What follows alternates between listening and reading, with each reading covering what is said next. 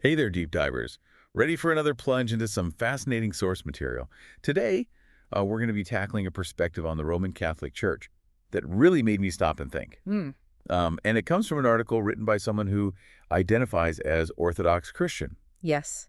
And what I think is so intriguing about this piece is the author's attempt to offer a critique of Catholicism Right. while also acknowledging its positive contributions.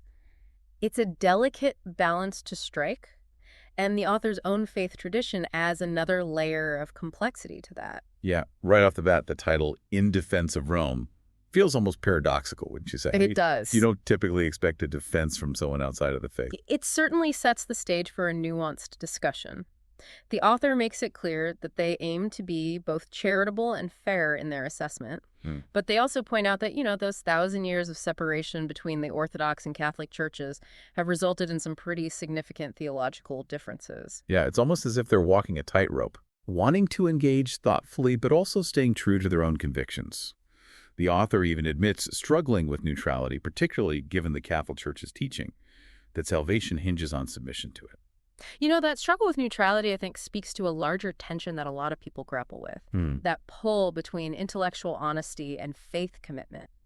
How do we engage with ideas we might disagree with while staying true to our own beliefs? It's a question that resonates far beyond this specific article. Absolutely. Have you ever found yourself in that position? Trying to understand a viewpoint that challenges your own deeply held beliefs. It's not easy to navigate that space. Certainly.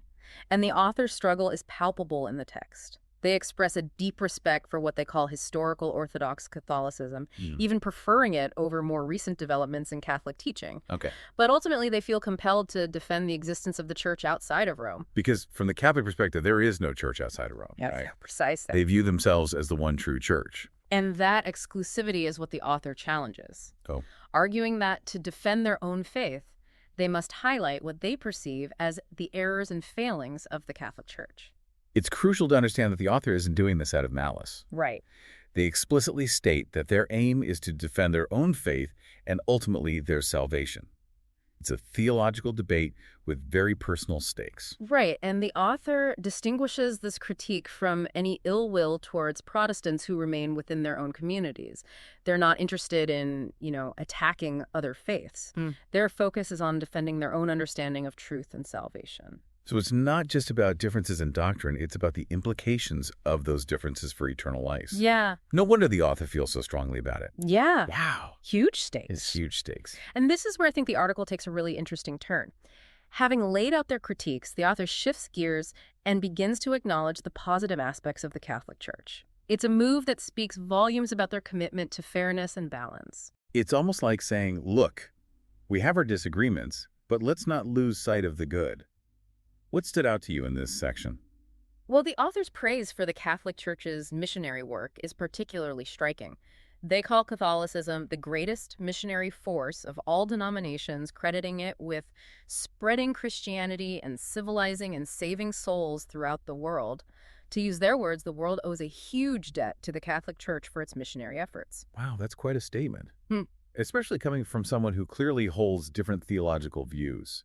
It's like recognizing the impact even while disagreeing with the underlying motivations. Exactly, and that appreciation extends to the Catholic Church's charitable work as well. The author acknowledges the Church as the world's largest charity organization responsible for funding countless hospitals, universities, literacy programs, you name it. They even call out those who criticize donations to institutions like Notre Dame, Yeah. reminding them of the Church's vast charitable contributions. It's a point that often gets lost in the debates over doctrine and dogma. It does. Yeah. The author also highlights the Catholic Church's historical role in shaping Western civilization, particularly through its good Orthodox doctrine. It's a reminder that even those who critique the Church recognize its profound historical influence. It's fascinating how the author manages to hold these seemingly contradictory ideas in tension. They critique certain doctrines while simultaneously acknowledging the Church's positive contributions. Right. It makes you wonder how they reconcile these different perspectives in their own mind. Well, perhaps that's where the author's nuanced view of Rome's historical jurisdiction comes in. They connect it to the legacy of the Roman Empire, acknowledging that Rome held a certain authority over the West. So they're recognizing the historical context. But they also raise the intriguing question of whether Rome could have chosen a different path. They suggest that perhaps Rome could have granted independence to regional churches, fostering a greater sense of unity through autonomy. That's an interesting thought. It makes you wonder how things might have unfolded differently if Rome had adopted a more decentralized approach. Indeed. And this idea of choice extends to the author's perspective on some of the doctrines that emerged from Rome. They specifically mention papal primacy, supremacy, and infallibility, concepts they consider innovative and potentially problematic. So it's not necessarily the doctrines themselves that are the issue, but Rather their application beyond the Catholic community. Yeah. The author argues that if these doctrines were only applied within the Catholic Church itself, they wouldn't have an issue with them. It's like saying you can have your own beliefs, but don't impose them on others. So it's about boundaries and respect for different faith traditions. Precisely. And this brings us to what I found to be the most thought-provoking section of the article, the author's reflection on the possibility of reunification between the Catholic and Orthodox churches. It's almost like you can sense their internal struggle. On the one hand, there's a yearning for unity. On the other, a firm commitment to their own beliefs. Yes, and the author ultimately concludes that true unity can only be fully realized in heaven. They argue that any attempt at unity in this world would require one or both churches to compromise on fundamental beliefs, leading to a loss of identity. So it's not about being stubborn or unwilling to compromise, but rather recognizing that some differences are simply too fundamental to bridge. And that leads to a really powerful statement. I would rather those in error be fervent and genuine in their beliefs. The author values true conviction, even if it means remaining in what they perceive as error over lukewarm faith or forced unity. Yeah, it's a profound statement that really gets at the heart of faith, isn't it? It's not just about being right or wrong, but about authenticity Right. and a genuine pursuit of truth. Yeah, and the author's ultimate belief is that God can guide those who are sincere in their seeking regardless of their current understanding. It's a message of hope that transcends denominational boundaries. It really makes you think about the complexities of faith and how we navigate these differences of belief. We've journeyed through this author's nuanced view of Catholicism, the critiques, the unexpected praise, the historical context, and that deep longing for unity amidst these really what seem like irreconcilable differences. Yeah. It's been quite the deep dive. It has. What struck me most was that internal struggle that the author so honestly presented, wanting unity between the churches, but also remaining steadfast in their own convictions.